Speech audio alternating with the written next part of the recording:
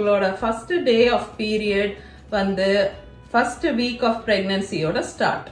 So நீங்க பிரெக்னென்ட்டே இல்லாத போது, நீங்க உங்க பீரியட்ல இருக்கும் போது இதை எதுக்கு வந்து இந்த வீக்கை வந்து பிரெக்னன்சியோட ஃபர்ஸ்ட் வீக் அப்படின்னு சொல்றாங்க அப்படின்னு பாத்தீங்கன்னா, ஆக்சுவலா கரெக்டான டைம் ஆஃப் கன்செப்ஷன், அதாவது எப்போ வந்து எந்த மொமெண்ட்ல நீங்க கன்சீவ் ஆகுறீங்க இல்ல எந்த நாள்ல நீங்க கன்சீவ் ஆகுறீங்க அப்படிங்கறத வந்து கண்டுபிடிக்கிறது வந்து ரொம்ப கஷ்டம்.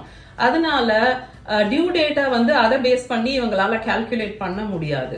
So actual time of conception அப்படிங்கறத வந்து கண்டுபிடிக்கிறதுக்கு வழி இல்லாததால ஒரு proper estimation of due date வர்றதுக்கு இவங்க வந்து லாஸ்ட் மென்ஸ்ட்ருவல் பீரியட், அதாவது LMP அப்படின்னு சொல்றோம், அந்த first day of your last menstrual period week 1 அப்படின்னு ஸ்டார்ட் பண்ணும்போது 40 வீக்ஸ் முடியிற டைம்ல வந்து டியூ டேட்டா அதை வந்து கால்குலேட் பண்றாங்க. EDD, அதாவது எஸ்டிமேட்டட் டியூ டேட் அப்படின்னு கால்குலேட்